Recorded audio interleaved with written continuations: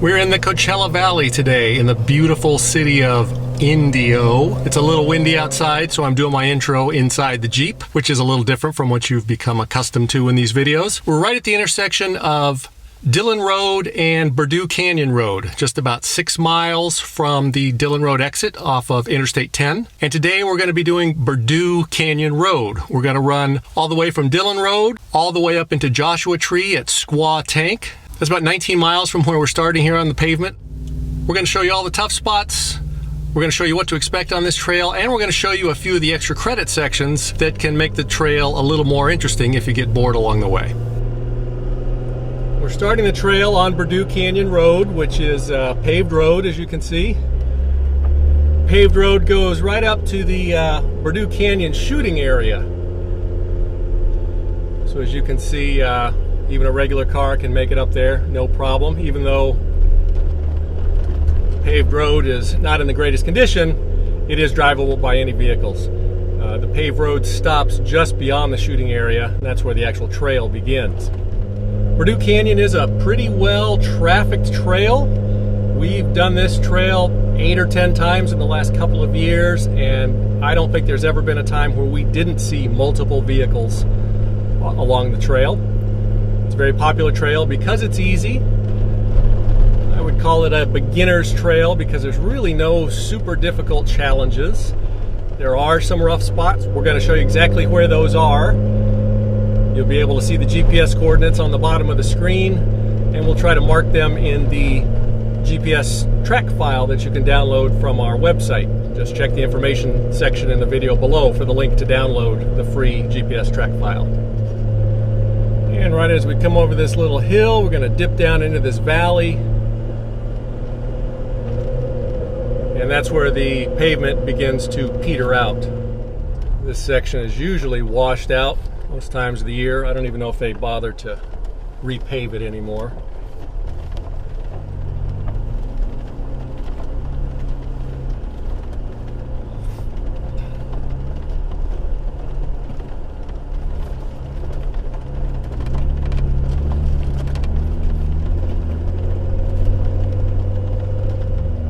And once we cross through the, that's the actual end of the wash that we'll be following up. Once we cross over that, about 100 yards, and now the pavement pretty much is gone. That'll be about the last of the pavement we see for the rest of the day. Now what we're going to be doing is basically following the wash all the way up to the top of the mountains on the other side. And you can't really get lost. Just the main road is pretty visible most of the time. The road might split a few times, but they're always going to meet back up, and it's really tough to get lost. You might have to back up a few times if you follow a kind of a dead-end track, but it's really tough to get lost. You'll see a few times, like there on the left, the road actually went straight, and I missed it, so now I'm in the wash, which is kind of paralleling the road, and this is probably about as easy to drive as the road itself is. And at some point up here they will meet back up. You're going to find a lot of sand on this run, some of it deep. It's a good idea to air down just a little, if for nothing else, just to smooth out the ride, because it is bumpy. If you hit a deep patch of sand, then being aired down will help you with that. And there are some rough, I call them rocky areas. It's like a stony area where airing down will help you get over. We're going to stop and show you that so you can get an idea of what you're into. But again, any stock Jeep can definitely make it through. Pretty much any four-wheel drive vehicle should be able to make it through the tough areas and this entire trail. And the road splits up again here. I'm just going to choose the high road this time. Generally, the higher sections are the actual road because they tend to get washed out less. The lower sections are tracks that people just make. But again, they all go up the canyon and they all get you to the same place. It is about 18.5 or 19 miles from the intersection of Dillon Rd and Berdoo Canyon Road up to Squaw Tank in Joshua Tree National Park, which is where we're going to end this trek. It is very hard to get lost on this trail because you're in a canyon. You can't really get out of it. But once you get up to the top, once you hit the peak and you're starting coming down towards Geology Tour Road, there are a couple of roads there that you could make some wrong turns on, I suppose. So we're going to point those out to you. And again, you'll be able to follow the GPS track that you can download free from NotaRubicon.com. Check the information section of the video below. There'll be a link directly to where you can download the GPS track file for free. No sign up, no email address, just click and download. And if you haven't already, please take a second or two and click subscribe. Subscribe to our channel so you don't miss any other review videos or fun trail videos. Now this trail does start in the low desert in Indio, or Desert Hot Springs. I'm not sure where the border is. Point is, it is the desert. It is the low desert, and it gets hot. Today it's supposed to be about 102 degrees. This entire canyon gets very hot in the summer months, even in the spring months. We're going to be climbing in elevation quite a bit, but it's still going to be hot up there. So just a reminder to always be prepared and bring more water than you think you would ever need, in case you lose some, or the worst case happens and you get stuck for longer than you think, or if somebody else didn't bring enough water, then you can be the hero and let them have some of yours at the right cost. Now, as I said, there are a few choices in taking the road or staying on the dirt path or staying in the wash. This one coming up ahead is an important one. You don't want to make a mistake on this one. As you can see, hopefully you can see it, the road, the paved road, cuts off there to the left. It's not too difficult just to climb up that with your Jeep and go along the road. But if you do that, you'll find that it drops off right around that corner there with a pretty abrupt little drop off. So we tend to avoid that because it can be tough to come down. So this is the one case where you do want to avoid the paved road section, stay in the wash. You can see the ledge there on my left. A bit tough to come down that if you had to. A little bit steep, a little bit of a drop off.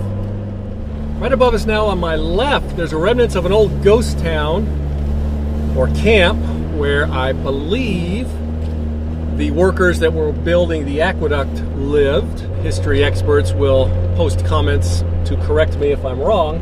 But if you check these coordinates, you can see the coordinates at the bottom of the screen. Check that on Google Earth and you should see quite a few foundations and some remnants up there on the left side, the west side of the canyon. All right, we're coming up on one of the first extra credit sections. It's a sandy hill on the right side of the screen. You enter it up ahead and come around the top. There's a plateau, and then you come down this hill right there. And it's very loose and very rutted, and it's a little scary. I wouldn't try it, wouldn't advise it for a beginner, but it is fun. And it probably doesn't look bad on camera, but it is pretty steep. The tough part is that it's really loose, really dug out. Right where he is now, and he's just sliding out of control there.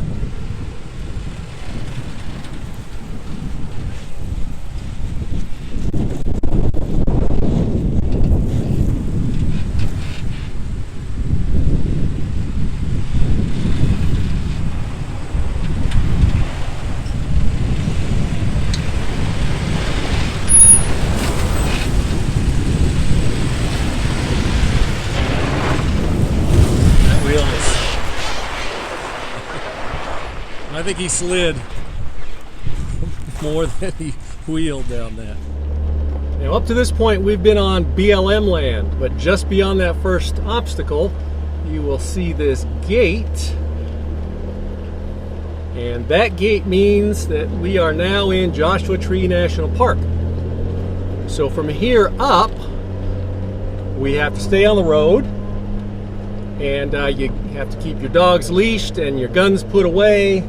Just be aware that once you pass that gate, you are in the national park.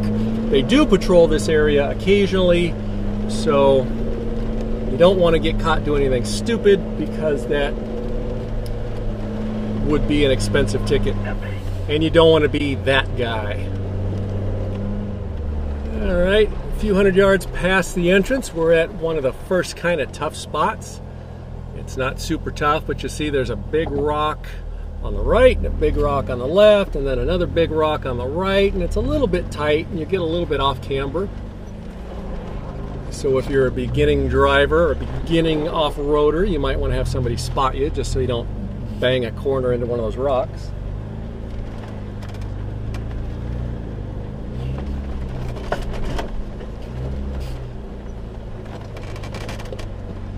You can tell I'm flexing a little bit there. But other than that, just go nice and slow. Get right through it, probably.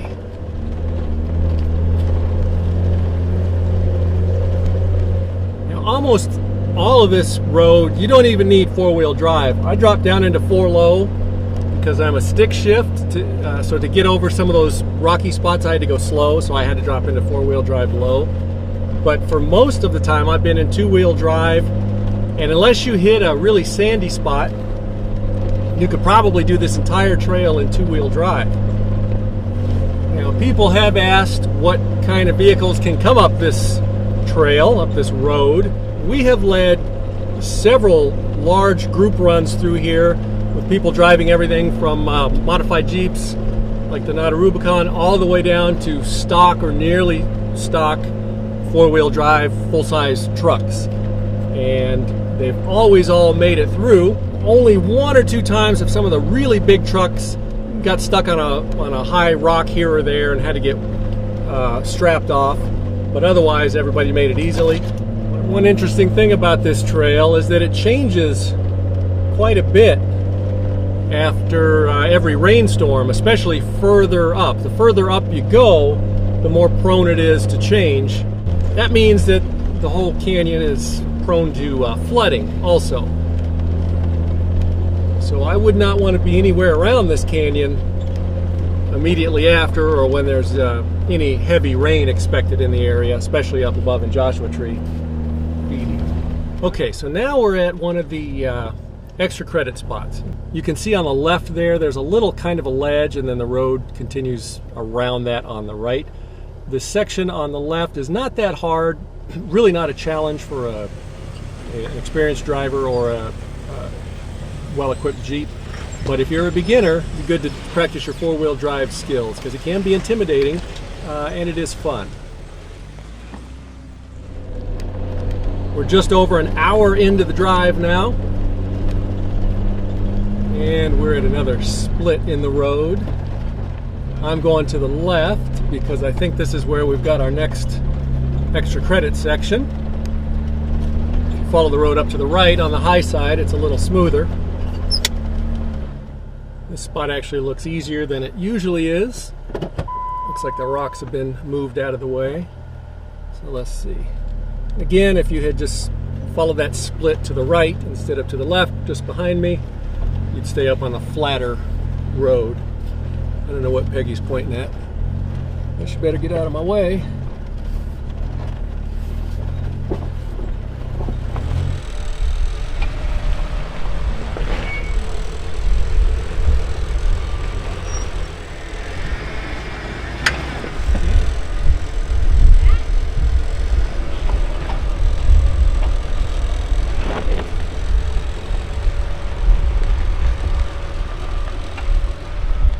Still have that bypass section just up along that ledge on my right side. You can see right up at the upper right of the screen.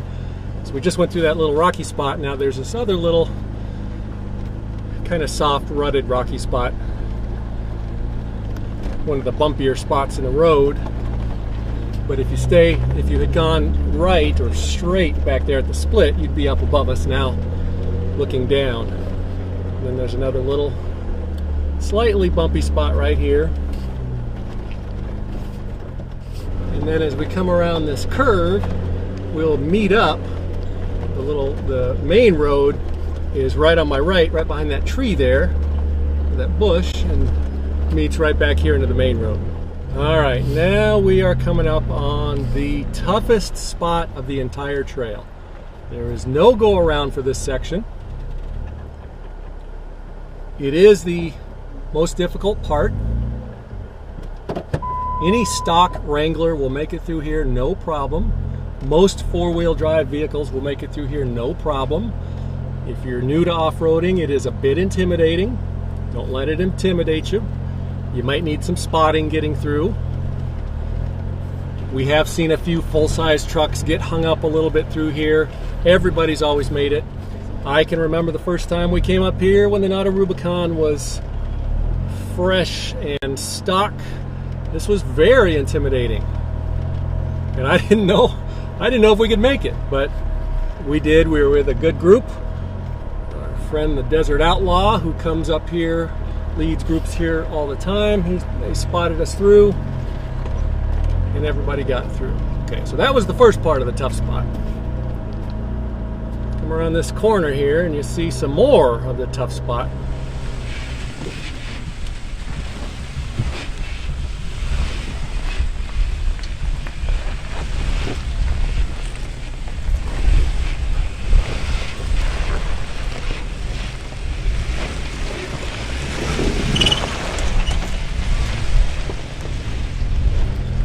And once you get past that section, which again is pretty much the toughest section of the entire trail, there is no go around. Once you get past that, the road is pretty much like this for the next several miles. So just enjoy the scenery.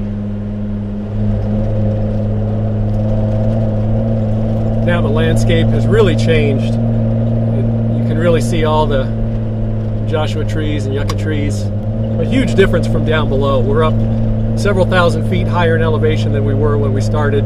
The weather's different, still hot, but totally different weather system. Huge change from the beautiful city of Indio where we started below.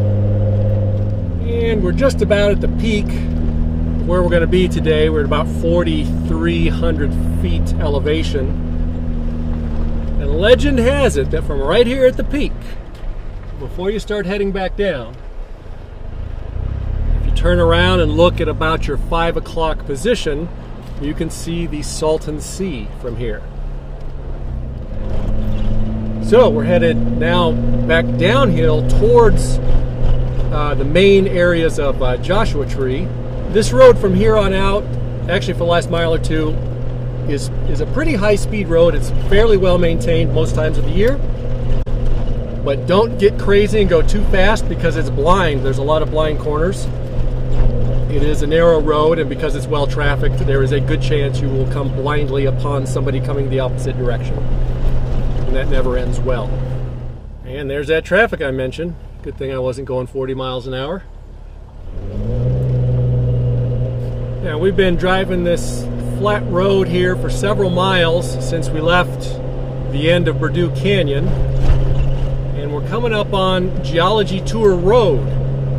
Geology Tour Road is kind of a tourist attraction in Joshua Tree. All the city slickers come and drive through it because it's a dirt road and gives them a little taste of off-road life, even though it is on a road, so it's not really off-road. But it is a beautiful scenic drive. It is a one-way loop, so we're coming in to it from the sort of the southeast. It's really pretty out here today, huh? And as you can see by that sign straight ahead, it is one way, so we're going to join the loop and turn left. And later, after we turn around and come back, if you come out this way, you come out from what would have been on the right of us. And you come in and you would turn left to go back out the way we just came. It's just a big loop, and we're coming in at the halfway point. And that about brings us to the end of our roughly 19-mile run up Berdoo Canyon to Squaw Tank in Joshua Tree National Park. If you have any questions about this run, please leave a comment below. We'll do our best to answer it. Don't forget that you can download the free GPS track of this entire run at NotaRubicon.com. There will be a link down in the information section of the video that you can go directly to that download. If you have not already, please subscribe to our channel. We hope you enjoy our videos. We enjoy making them for you. And you can help us by subscribing, liking, and commenting to let YouTube know that you enjoy our videos. Thank you for watching, and we hope to see you on the trail.